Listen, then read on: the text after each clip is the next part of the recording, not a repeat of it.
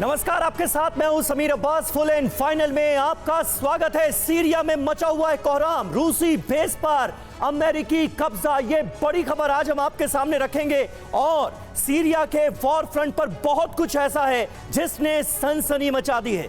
Syria के war front पर जिस तरह से बड़ी बड़ी महाशक्तियों का इन्वॉल्वमेंट फिलहाल नजर आ रहा है, उसने पूरी दुनिया का ध्यान अपनी ओर खींचा है। आखिर होने क्या जा रहा है सीरिया में, रहेगी हमारी नजर। लेकिन सबसे पहले शाम 4 बजे की 4 बड़ी खबरें। इजरायली हमलों से थर्राया सीरिया। 4 घंटे में 52 हवाई हमले हुए हैं सीरिया में। पूरी रिपोर्ट आपके सामने रखेंगे।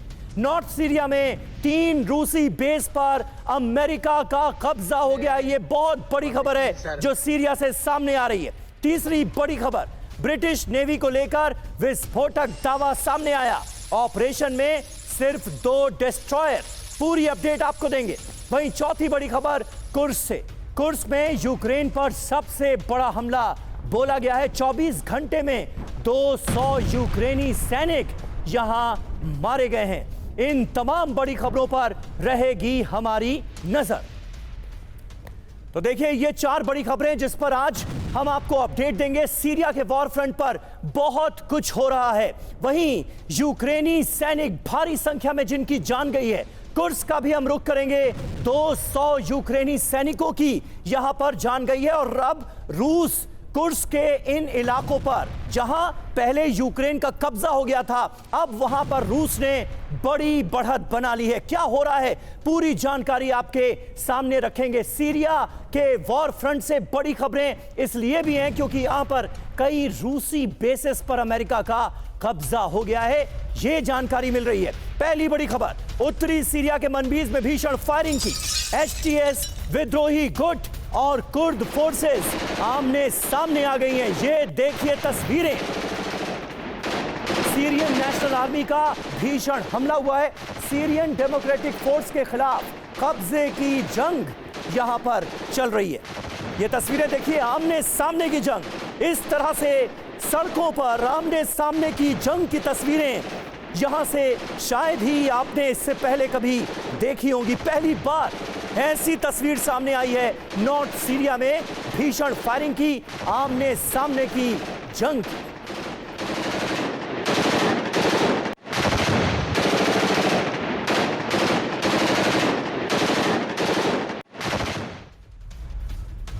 और वहीं वेस्ट बैंक के जेनिन में भारी फायरिंग से कोहराम बचा हुआ है। जी हां, ईरान इजराइल वॉर फ्रंट का अब हम रुख कर रहे हैं। फिलिस्तीनी सुरक्षा बलों ने यहां पर फायरिंग की है। सुरक्षा बलों से स्थानीय महिलाएं भिड़ गईं। जेनिन कैंप में सैनिकों की एंट्री का किया गया विरोध। ये देखिए।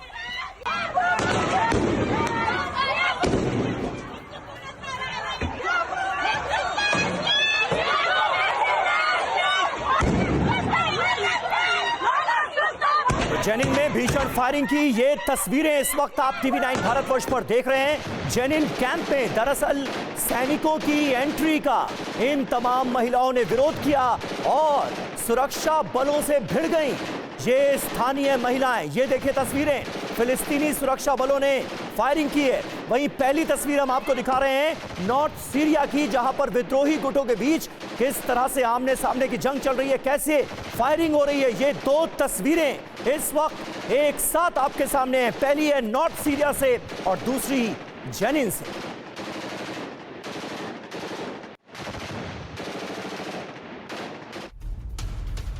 और वहीं नॉर्थ गाजा में जारी है भीषण जंग। जी हां, जबालिया में आईडीएफ पर घात लगाकर हमला किया गया है। इजरायली सैनिकों पर अल कस्साम ब्रिगेड का ये पलटवार था। मोर्टार हमले में आईडीएफ के सैन्य वाहन हुए तबाह। हमलों में कई सैनिकों की मौत का दावा किया गया है। आईडीएफ पर, इजरायली डिफेंस फोर्सेस पर अल कस्साम ब्रिगेड, जो कि हमास का मिलिट्री विंग है, उसने किया है पलटवार।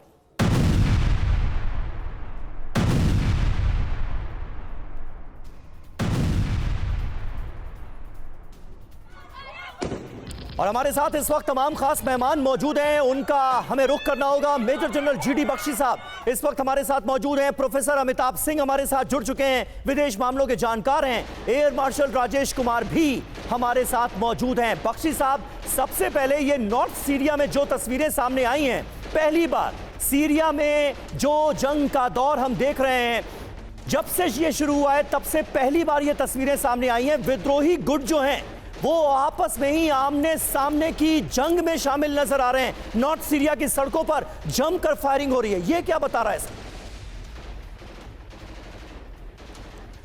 देखिए, मैं तो शुरू से कह रहा था कि सीरिया बहुत अभागा मुल्क है। अगर लोग समझते हैं कि अब इस बकवासबाजी से वहां पे शांति आ जाएगी और आईएसआईएस का राज दमास्कस में होगा, तो वो बड़ी भारी भूल कर रहे हैं। बहुत कलह होगी, बहुत आपस में लड़ाई होगी कुर्दिश फोर्सेस के बीच में और ये जो है एचटीएफ के बीच में, और जो कि और वहाँ पे प्रो टर्किश लड़ाके हैं, प्रो इजरायली लड़ाके हैं, इन सब के बीच में घमासान होगी। पिसेंगे सीरिया के लोग। वाकई सीरिया का देश तबाह हो चुका है। उसकी जो बची खुची फौजें हैं उस पे इजराइल लगातार वार कर रहा है। और ये जो पागल, ये जो कार्टून नेटवर्क जो वहाँ पे आ गए हैं, अगर लोग समझते हैं कि वो बड़ा डेमोक्रेसी का एग्जाम्पल है, तो ऐसी डेमोक्रेसी अमेरिका को ही मुबारक हो। ये तो बिल्कुल आईएसआईएस का राज वहाँ पे करा दिया है। और मेरा तो ख्याल है कि इजराइल भी इससे खुश नहीं होगा, क्योंकि अगर इस तरह की सलाफी सुन्नी ऑर्गेनाइजेशन दमास्कस में राज करेंगी तो कल तो उसके लिए हमास, फिर वो भी तो हमास के भी तो सुन्नी है, हमास वाले फिर आंखें दिखाना शुरू कर देंगे, उनको सपोर्ट देंगे। ये जो आईएसआईएस के गुर्गे जो जोलानी साहब वहां आ गए हैं और आपस में तो खूब लड़ाई होगी अब।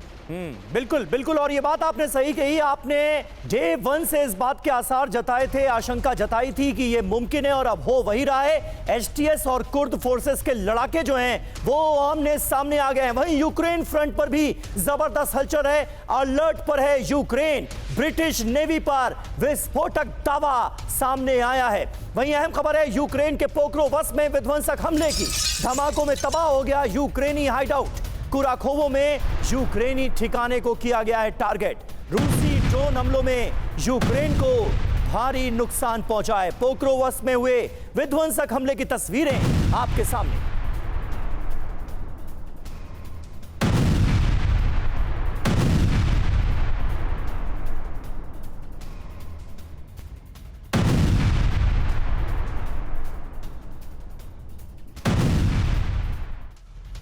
और वहीं यूक्रेन के डिनिप्रो में कार विस्फोट से दहशत मच गई। भारी धमाकों से दहल गया शॉपिंग मॉल।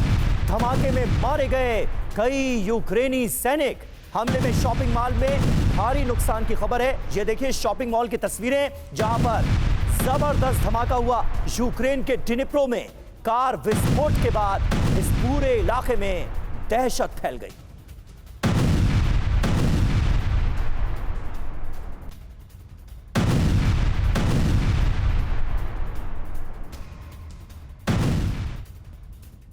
और यूक्रेनी सेना पर रूस का विनाशक हमला हुआ है। BMP-3 से यूक्रेनी पोजीशन पर लगातार हमले किए जा रहे हैं। रूसी हमले में कई यूक्रेनी ठिकाने तबाह हो गए। 1 किलोमीटर की दूरी से इन्फेंट्री फाइटिंग व्हीकल का ये अटैक देखिए।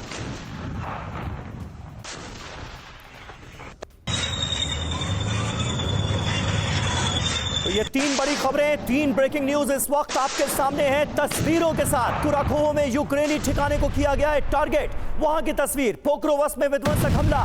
डिनिप्रो में कार विस्फोट से दहशत। यहां पर शॉपिंग मॉल को बनाया गया निशाना। भारी धमाकों से दहल गया पूरा का पूरा मॉल। वहीं रूसी हमले के कई यूक्रेनी ठिकाने कर दिए गए हैं तबाह। यूक्रेनी सेना पर रूस का विनाशक हमला सामने आया है। एयर मार्शल राजेश कुमार हमारे साथ मौजूद हैं। राजेश जी, किस तरह से देखते हैं आप इन हमलों को? और रूस और यूक्रेन के वॉर फ्रंट पर फिलहाल तो जंगी ज्वाला और भड़कती हुई नजर आ रही, इसकी क्या वजह है? इसकी वजह यही है कि डोनाल्ड ट्रंप आ रहे हैं 20 जनवरी को और उसमें तकरीबन 1 महीना रह गया है और लगता है कि दोनों साइड में से जो इंटेंसिटी है वो स्वेरिंग इन से पहले कौन सी पोजीशन पे आके रुकते हैं मेरे ख्याल से वही डिसाइड करेगा कि अगर उसके बाद कुछ पीस टॉक्स वगैरह हो तो कौन सी पोजीशन पे वो रहें। और ये रशिया धीरे धीरे ईस्टर्न सेक्टर में और कुर्स्क में भी अपनी जमीनों को वापस ले रहा है और ईस्ट में भी जमीन कब्जे में कर रहा है। तो मेरे हिसाब से यूक्रेन की जो ताकत है थोड़ी कमजोर पड़ गई है, इसीलिए मेरे ख्याल से बाइडेन ने कहा है कि और उनको हथियार दिए जाएं और पैसा दिया जाए ताकि ये जो इनकी लड़ाई है वो चलती रहे थोड़े दिनों तक। और मेरे ख्याल से रूस ने ये ठान लिया है, क्योंकि कुछ अटैक्स जो है ना जो डीप इनटू रशिया, जैसे अभी रोस्टोव ऑन डॉन पे ATACM का अटैक हुआ था, तो मेरे हिसाब से रशिया को लगता है कि जब तक इन जो लॉन्ग रेंज वेपन्स हैं इनको पीछे नहीं धकेला जाए तब तक इनके जो डेप्थ बेसेस हैं वो हमेशा टारगेट पे रहेंगे। और दो चीजें यूक्रेन टारगेट करता आ रहा है, उनके एयर बेसेस और उनके जो ऑयल टैंक, ऑयल स्टोरेज और ऑयल रिफाइनरी। बिल्कुल सही बात है। और बाइडेन की तरफ से, अमेरिका की तरफ से लॉन्ग रेंज हथियारों के इस्तेमाल को जो हरी झंडी दी गई है उसका बहुत घातक, बहुत भयानक असर इस वक्त हमें जंग के मैदान में नजर आ रहा है। वहीं यूक्रेनी सैनिक पर आत्मघाती हमले की तस्वीरें अब हम आपको दिखाने जा रहे हैं। अपने ही सैनिक की फायरिंग से यूक्रेनी सैनिक की मौत हो गई। रूसी सैनिकों पर फायरिंग के दौरान गलती से यह हमला हो गया। खार्किव के पास ट्रेंच में चल रही थी भीषण लड़ाई और उसी दौरान एक सैनिक की जान चली गई।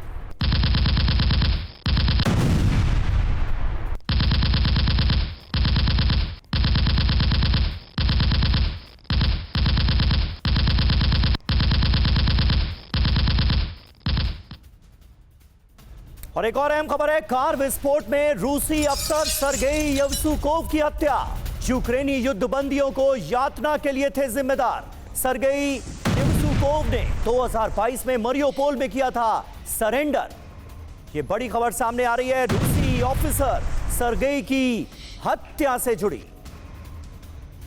ये तस्वीरें आप देखिए, कार विस्फोट में रूसी अफसर सर्गेई की हत्या कर दी गई है। यूक्रेनी युद्धबंदियों को जो यातनाएं दी गई थी उसके लिए इन्हें जिम्मेदार माना जाता था। सर्गेई ने 2022 में मरियोपोल में किया था सरेंडर।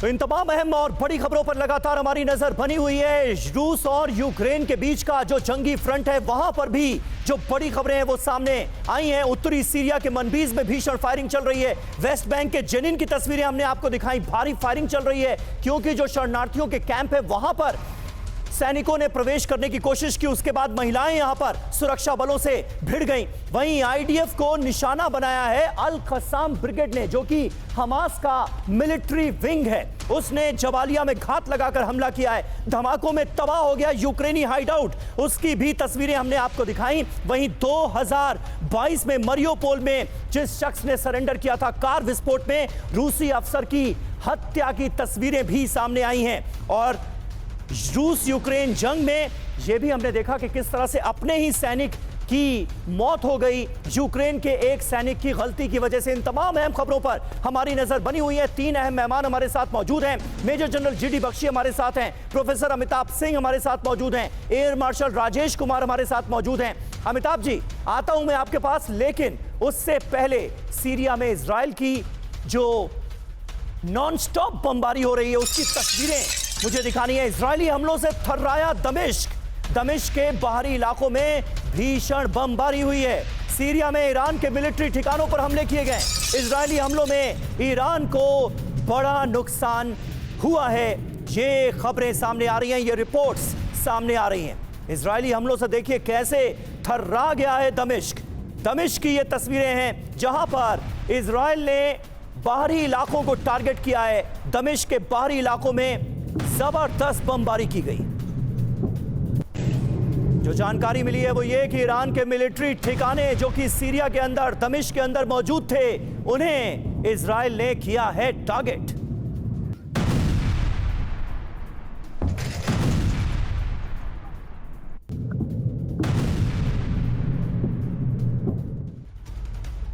तो इजरायली हमलों से थर्रा गया सीरिया। 4 घंटे में इजराइल के 52 हवाई हमले हुए हैं। दमिश्क, होम और हमा में दार्रा में बमबारी की गई है। ईरानी मिसाइल सिस्टम समेत ईरानी टनल को तबाह कर दिया गया। सीरिया पर हुए बैठक में नहीं दिखा रूस ईरान। तो ये देखिए तस्वीरें सामने आई हैं। इजरायली हमलों से सीरिया थर्रा रहा है और रूस और ईरान आखिर हैं कहां, ये सवाल उठ रहा है। दमिश्क, होम, हमा, दार्रा, ये तमाम वो शहर हैं जहां पर इजराइल की तरफ से इस वक्त भीषण बमबारी की जा रही है।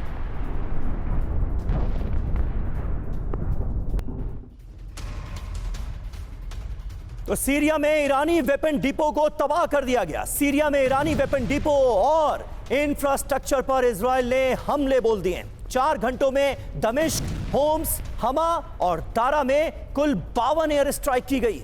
सीरिया में ईरान के मिसाइल सिस्टम और वेपन से भरी टनल पर भी बमबारी की गई है।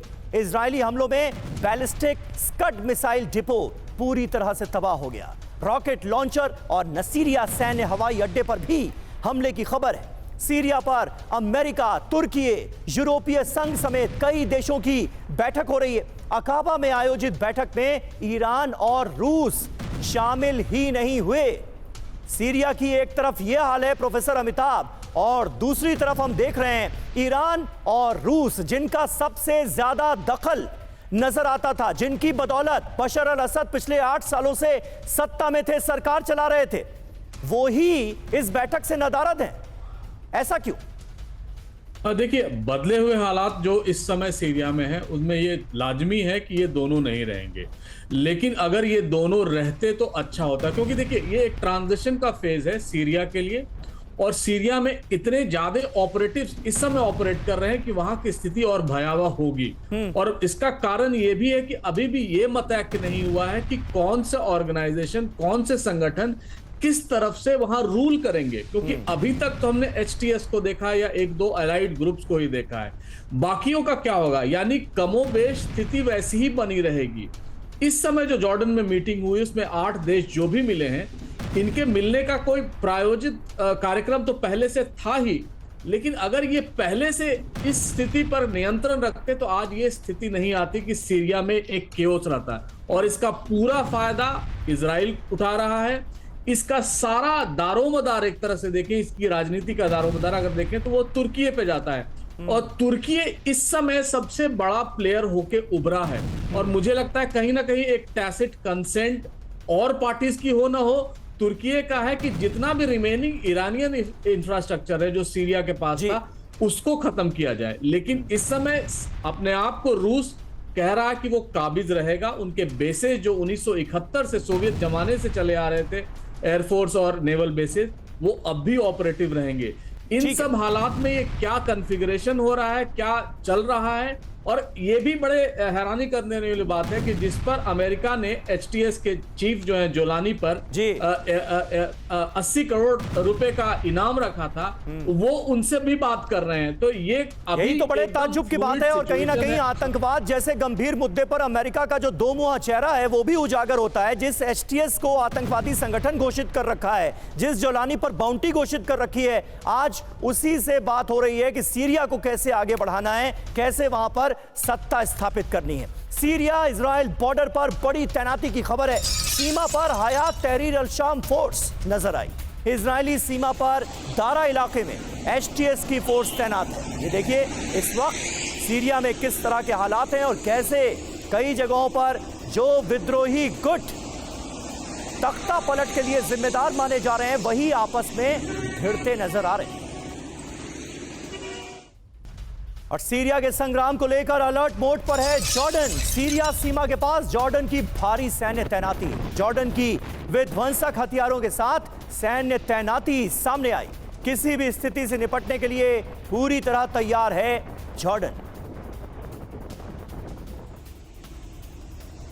तो ये दो तस्वीरें आप देखिए, एक तरफ सीमा पर हयात तहरीर अल शाम फोर्स HTS के लड़ाके नजर आ रहे हैं, और दूसरी तरफ जबरदस्त हलचल जॉर्डन में भी नजर आ रही है। सीरिया के संग्राम को लेकर जॉर्डन भी पूरी तरह से अलर्ट मोड पर है, और सैन्य तैनाती सीरिया सीमा के पास बड़े पैमाने पर की गई।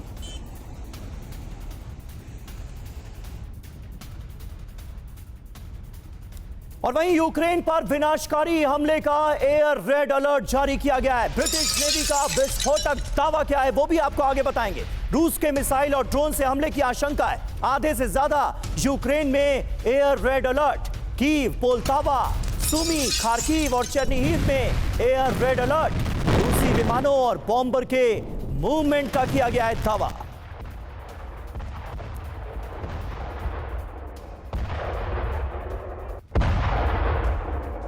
ये बड़ी खबर है। आधे से ज्यादा यूक्रेन में रेड अलर्ट जारी किया गया है। कीव, पोल्तावा, सुमी, खार्किव और चेर्निहिव में एयर रेड अलर्ट है।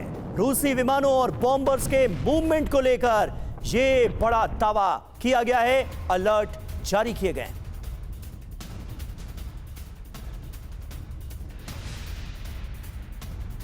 तो यूक्रेन पर विनाशकारी हमले का रेड अलर्ट, ये इस वक्त की बड़ी खबर। आधे से ज्यादा यूक्रेनी शहरों में एयर रेड अलर्ट जारी किया गया है। रूस के मिसाइल और ड्रोन हमले कभी भी हो सकते हैं, इस बात की आशंका बढ़ गई है। यूक्रेन पर विनाशकारी हमले का एयर रेड अलर्ट जारी किया गया है। इन तमाम आशंकाओं के मद्देनजर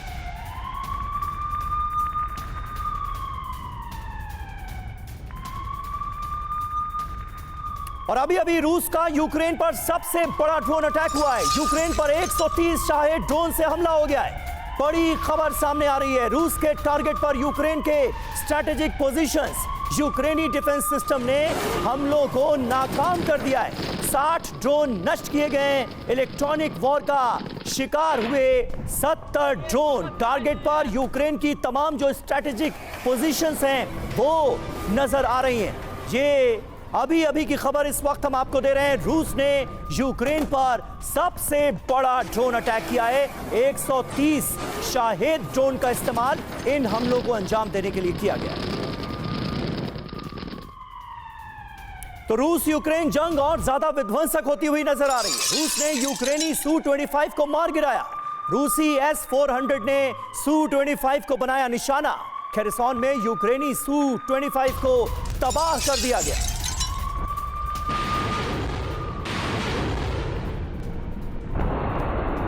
ये तस्वीरें आप देखिए विध्वंसक होती नजर आ रही है। रूस यूक्रेन जंग, रूस ने कैसे यूक्रेनी Su-25 को मार गिराया उसकी तस्वीरें हम आपको दिखा रहे हैं। रूसी S-400 ने Su-25 को बनाया निशाना। वहीं रूसी हमलों में टारगेट पर यूक्रेन की तमाम स्ट्रेटेजिक पोजीशंस नजर आ रही हैं और आधे से ज्यादा यूक्रेन में एयर रेड अलर्ट जारी कर दिया गया है। और रूसी हमलों से बौखलाया यूक्रेन। रूस के चेचेनिया पर यूक्रेन का ड्रोन अटैक हुआ है। अभी चेचेनिया के ग्रोजनी में यूक्रेनी विध्वंस। यूक्रेन का कादिरोवाइट्स बेस पर हमला। हमले में तबाह हो गया रूसी वेपन डिपो।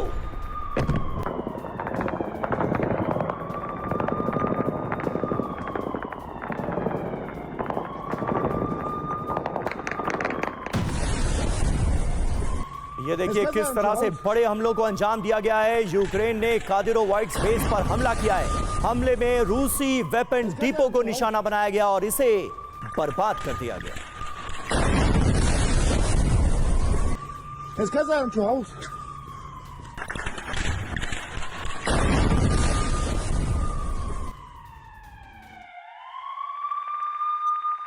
और रूस के खिलाफ एक्शन में अमेरिकी हाइमार्स। रूसी पोजीशन पर यूक्रेन का विध्वंसक हमला हुआ है। हमले में रूसी स्ट्रैटेजिक पोजीशन को तबाह कर दिया गया। यूक्रेन पर हमले के प्लान में थे रूसी लॉन्चर्स, लेकिन हमले से पहले ही इस रूसी स्ट्रैटेजिक पोजीशन को कर दिया गया तबाह। एक्शन में हाइमार्स।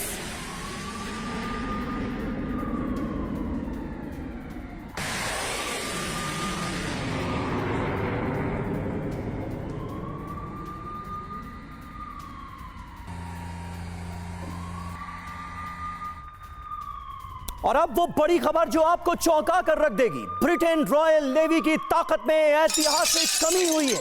रॉयल नेवी के बेड़े में अब सिर्फ 2 डिस्ट्रॉयर ऑपरेशनल हैं। रॉयल नेवी की ज्यादातर वॉरशिप की मरम्मत जारी है। ब्रिटिश सांसदों की ब्रिटेन की सुरक्षा को लेकर वार्निंग सामने आई। दुश्मन के हमलों से देश को बचाने में असक्षम है ब्रिटेन। ये बहुत बड़ी खबर है।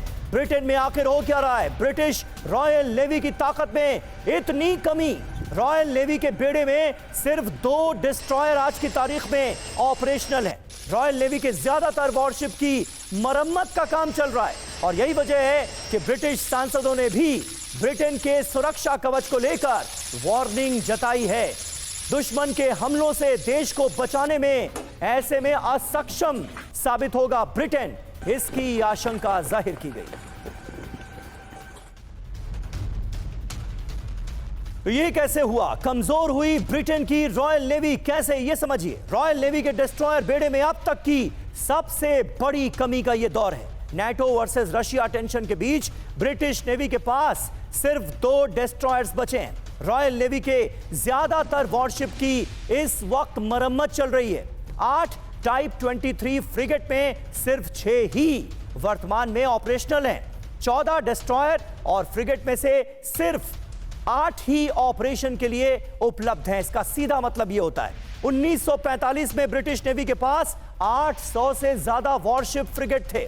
ऑपरेशनल वॉरशिप की भारी कमी ने देश की सुरक्षा को लेकर चिंता में इजाफा कर दिया है। ब्रिटेन समुद्री और हवाई हमलों से असुरक्षित है, ये खुद ब्रिटिश सांसद कह रहे हैं।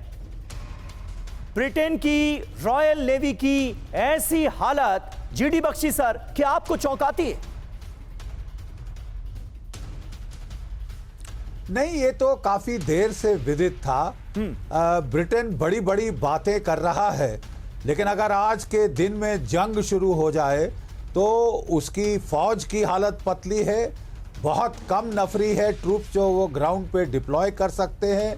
कुछ उसके न्यूक्लियर सबमरीन्स के जब टेस्ट फायरिंग किए गए थे तो वो तो मजाक सा बन गया था ब्रिटेन के अंदर ही। ये कह के बहुत बढ़ चढ़ के बोल रहे हैं, लेकिन इनकी जो ज़मीनी हालात है फौजों की, वो मैं नहीं लगता किसी भी हालत से वो लड़ाई के लिए पूर्णतः 3rd वर्ल्ड वॉर के लिए तैयार है। उनको बहुत नफरी बढ़ानी पड़ेगी, स्ट्रेंथन करनी पड़ेगी, तब जाके वो रूस से लड़ पाएंगे। कह देना आसान है, करना मुश्किल है। जी बिल्कुल बिल्कुल बख्शी साहब। और देखिए इस बीच एक अहम खबर, रूसी कब्जे वाले सैन्य बेस पर पहुंची अमेरिकी फौज। सीरिया में वाकई कोहराम मचा हुआ है। रूसी बेस पर अमेरिकी कब्जे की बड़ी खबर है। सीरिया में 3 रूसी बेस पर अमेरिका का कब्जा हो गया है। कोबानी बेस में अमेरिकी आर्मर्ड व्हीकल का काफिला नजर आया। रूसी सेना की वापसी के बाद बढ़ा है अमेरिकी कंट्रोल। विद्रोहियों के कब्जे के सीरिया से लौट रही है रूसी सेना और इसका सीधे तौर पर फायदा उठाता हुआ अमेरिका नजर आ रहा है। 3 रूसी बेस पर अमेरिका का कब्जा हो गया है। ये बड़ी खबर सीरिया से सामने आ रही है। कोबानी बेस पर भी अमेरिकी आर्मर्ड व्हीकल देखे गए।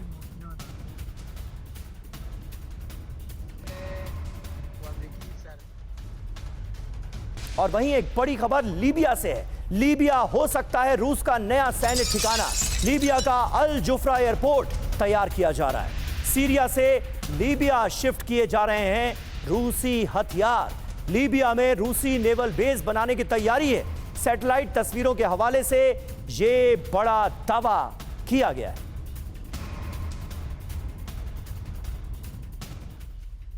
तो लीबिया रूस का नया सैन्य बेस क्या लीबिया में बनाया जाएगा, यह तय हो गया है क्या? अफ्रीकी देश लीबिया हो सकता है रूस का नया सैन्य ठिकाना। यह देखिए, सीरिया में अभी तक रूस के तमाम बेसेस मौजूद थे। जो सीरिया की बशर अल असद की सरकार थी उसे रूस का सपोर्ट हासिल था, पुतिन का सपोर्ट हासिल था, लेकिन अब स्थितियां बिल्कुल बदल गई हैं। तख्ता पलट के बाद यहां पर अमेरिकी दखलंदाजी बढ़ी है और जो रूस के यहां पर सीरिया के अंदर जो बेसिस थे वहां पर भी अब अमेरिकी सैनिक नजर आ रहे हैं। यानी यहां पर अमेरिका का कब्जा हो गया ऐसे 3 बेसिस पर। अब यही वजह है कि सीरिया की जगह लीबिया को अमेरिकी दखल के बाद, क्योंकि अमेरिकी दखल बढ़ा सीरिया में, इस वजह से अब लीबिया को रूस अपना नया ठिकाना बनाना चाहता है। यहां पर सैन्य बेसेस शिफ्ट किए जा सकते हैं, हथियार शिफ्ट किए जा रहे हैं, यह खबर सामने आ रही है। लीबिया से भूमध्य सागर में असर बनाए रखने की ये रूस की बड़ी कोशिश मानी जा रही है। सीरिया के खमीमिम से लीबिया के अल जुफ्रा में शिफ्ट हो सकता है एयरबेस। ये जानकारी है। लीबिया में रूसी नेवल बेस बनाने की तैयारी में है रशिया, ये कुछ रिपोर्ट्स में दावा किया गया है। यानी सीरिया से रूस अपना बेस शिफ्ट करके लीबिया पहुंच रहा है। कार्गो प्लेन से लीबिया शिफ्ट किए जा रहे हैं रूसी हथियार, ये जानकारी भी है। आरएफई सैटेलाइट तस्वीरों के हवाले से यह बड़ा दावा रूस की इस मूवमेंट को लेकर किया गया है। और देखिए एक और अहम खबर, उत्तरी सीरिया से हट रही है रूस की सेना। उत्तरी सीरिया में सैन्य बेस खाली करा रहा है रूस। अल वाइट इलाकों से रूसी सेना की वापसी की खबर है। टाटस हमीमिम बेस पर अभी भी रूस का कब्जा है। सीरियाई अधिकारियों के हवाले से रॉयटर्स ने यह दावा किया है।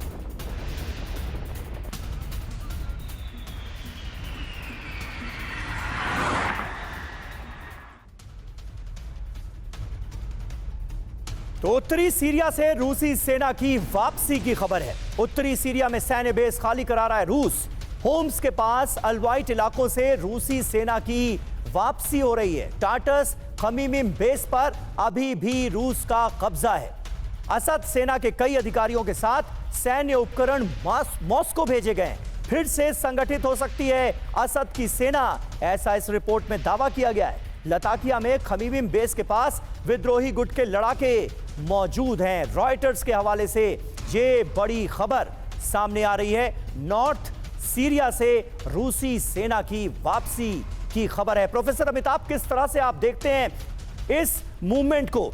और सीरिया के बाद अब लीबिया में अपने बेसेस बनाने की तैयारी में रूस जुटा हुआ है, लेकिन हर किसी के मन में यह सवाल जरूर कौन रहा है कि आखिर सीरिया को इतनी आसानी से कैसे छोड़ दिया रूस ने? देखिए, अभी तक जो रिपोर्ट आई है और अभी तक जो रूस में बात चल रही है वो है कि किसी तरह वो अपने बेसेस जो उनके मेडिटेरेनियन में नेवल बेसेस थे और उनके जो एयरफोर्स के बेस थे उनको वो रिस्टोर करके रखेंगे। इसमें कितनी सच्चाई है ये क्लियर नहीं है, लेकिन हालात जो बदले हैं उनको देख के नहीं लगता है कि किसी भी तरह अब रूस को कोई भी शक्ति जो वहां आएगी वो अलाउ करेगी उनके एयरफोर्स और नेवल बेसेस। रही लीबिया की बात, लीबिया में आपने 1800 ट्रूप्स को रूस ने करीब जून के महीने से ही डिप्लॉय किया हुआ है। और हम सब जानते हैं कि इसके पहले जब वागनर आर्मी थी तो जो लीबिया जो अफ्रीका के जितने देश थे जो वेस्ट से अलाइंड नहीं थे उन्होंने रशिया से अपनी मदद ली थी, खासकर सैन्य मदद। तो लीबिया को एक बेस बनाकर नॉर्थ अफ्रीका में एटलीस्ट, क्योंकि उसकी जो भौगोलिक अवस्था है वो मेडिटेरेनियन पे है, पूरे यूरोप को फेस करता है, और वो एक सीरिया के जो उसके बेस थे टाटस और एयरफोर्स बेस जो था उसके बराबर के ही लीबिया में रहेंगे। लेकिन लीबिया में भी अभी अस्थिरता है जिस तरह के हालात हैं, लेकिन ये माना जा रहा है कि लीबिया के अभी जो वॉरलॉर्ड है जो सबसे इंपॉर्टेंट खलीफा हफ्तार, उन्होंने उनको इनवाइट किया था और वो वहां पर बेस्ड हैं ताकि वो यूरोप पर भी नजर रख सके।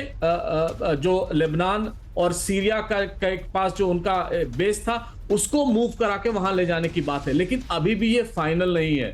रूस को शायद ये अंडरस्टैंडिंग थी या ये बातें हुई थी जब ये विड्रॉ हो रहे थे फोर्सेस सीरिया के कि उनके बेसिस को डिस्टर्ब नहीं किया जाएगा, लेकिन हालात बदलते आप समझ ही रहे हैं, कोई देर नहीं होती। और सीरिया में जो रूस के बेस थे वो आज का नहीं है, 50 साल से ऊपर का है। 71 में उसको एस्टैब्लिश किया गया था सोवियत संघ के जमाने में। बिल्कुल सही तो बात है। और मुझे लगता है ऐसे में जब ये खबर सामने आती है कि 3 रूसी बेसिस पर अमेरिका का कब्जा हो गया है तो ये अपने आप में चौंकाने वाली बात नजर आती है। हालांकि ये खबर जरूर है कि कुछ जो एयरबेस हैं वहां पर रूस की मौजूदगी बरकरार रहेगी। और देखिए, हिजबुल्लाह चीफ नईम कासिम की बड़ी धमकी सामने आई है। सीरिया में कभी भी हालात बदल सकते हैं। गोलान हाइट्स में कब्जे पर इजराइल को चेतावनी दी गई है।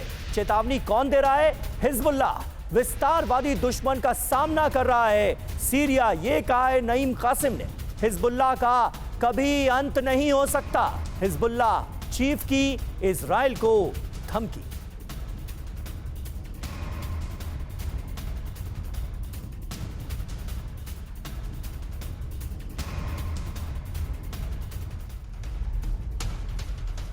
देखिए, हिजबुल्लाह चीफ की तरफ से इजराइल को दी गई है चेतावनी, बदलेगा सीरिया।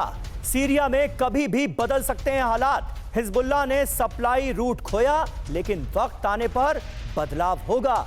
विस्तारवादी दुश्मन का सामना कर रहा है आज की तारीख में सीरिया, यह कहा है नईम कासिम ने। सीरियाई लोगों को सरकार चुनने का अधिकार है। गोलान हाइट्स बफर जोन में कब्जे पर इजराइल को चेतावनी दी गई है। हिजबुल्लाह का अंत देखने वालों को निराशा हुई है, यह कहा गया है नईम कासिम की तरफ से। और रूस यूक्रेन वॉरफ्रंट से एक अहम खबर है। रूस के क्रास्नोडार में यूक्रेन का बड़ा हमला। क्रिम्स एयरबेस में यूक्रेन का ड्रोन अटैक हुआ है। Su-30 मल्टी रोल फाइटर को यहां टारगेट किया गया है। यूक्रेनी हमले से Su-30 फ्लैंकर में भीषण आग लग गई। ये देखिए तस्वीरें, यूक्रेन का हमला और Su-30 फ्लैंकर में भीषण आग की तस्वीरें आपके सामने। Su-30 मल्टी रोल फाइटर को इस हमले में किया गया टारगेट।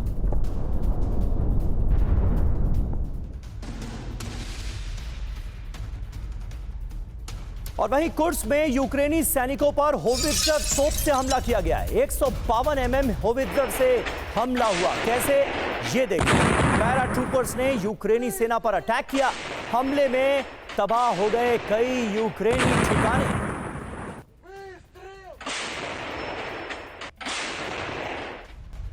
और रूस के कुर्स्क में रूस यूक्रेन में भीषण जंग अभी भी जारी है। यूक्रेनी सैनिकों पर बड़ा हमला हुआ है। रूसी सैनिकों ने यूक्रेनी सैनिकों पर बोला धावा।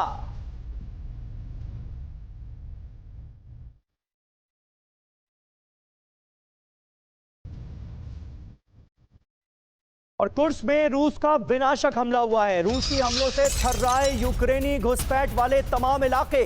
24 घंटे के अंदर अंदर 200 से ज्यादा यूक्रेनी सैनिकों की मौत की खबर सामने आ रही है। 200 यूक्रेनी सैनिकों की जान गई। यूक्रेनी tank, Bradley vehicle, armoured vehicle को तबाह कर दिया गया है। रूसी रक्षा मंत्रालय इसे लेकर बड़ा दावा कर रहा है।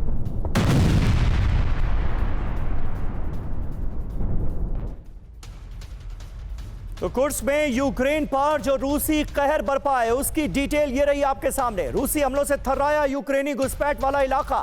24 घंटे में 200 से ज्यादा यूक्रेनी सैनिकों की मौत हुई है। यह बड़ा झटका है यूक्रेन के लिए। हमले में एक यूक्रेनी tank, Bradley vehicle, armoured vehicle तबाह हो गए। इलेक्ट्रॉनिक वॉरफेयर स्टेशन और मोटार सिस्टम को नष्ट कर दिया गया। हमलों के बीच 3 यूक्रेनी सैनिकों ने सरेंडर भी किया। कुर्स्क में अब तक 40,460 से ज्यादा यूक्रेनी सैनिकों की मौत हुई है। ये रूसी रक्षा मंत्रालय की तरफ से दावा किया गया है।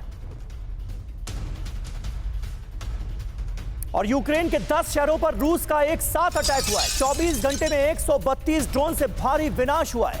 यूक्रेनी सेना के ठिकाने इस हमले में टारगेट किए गए। यूक्रेन का दावा, 58 ड्रोन हमने मार गिराए।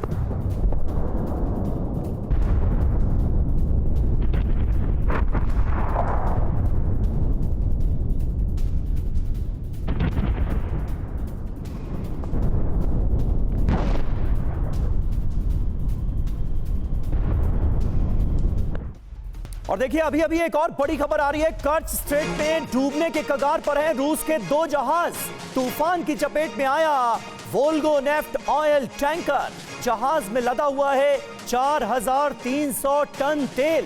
संकट में जहाज के 13 क्रू मेंबर्स की जान। ये देखिए, रेस्क्यू मिशन पर Mi-8 हेलीकॉप्टर को रवाना कर दिया गया है। ये तस्वीरें सामने आई हैं, हाहाकारी तस्वीरें हैं। कर्च स्ट्रेट में डूबने की कगार पर पहुंच गए हैं रूस के 2 बड़े जहाज।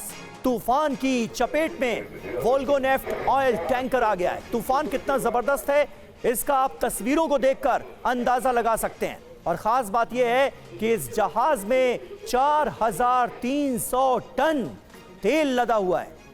और फिलहाल इस जहाज में जो 13 क्रू मेंबर्स सवार हैं उनकी जान पर भी बड़ा संकट है, बड़ी आफत है।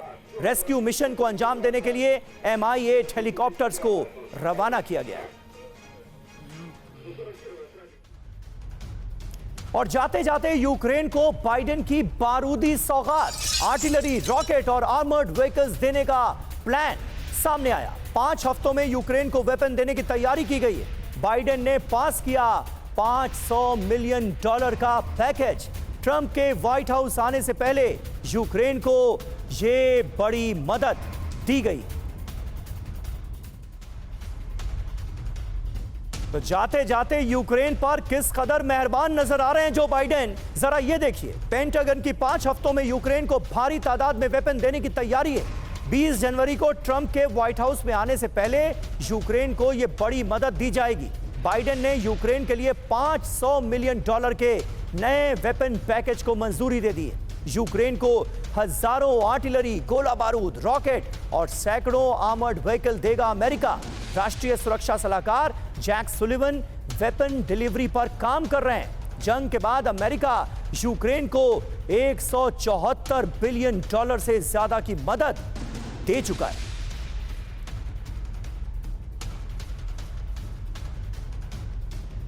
तमाम खास मेहमानों का शुक्रिया अदा करना चाहेंगे। फुल एंड फाइनल में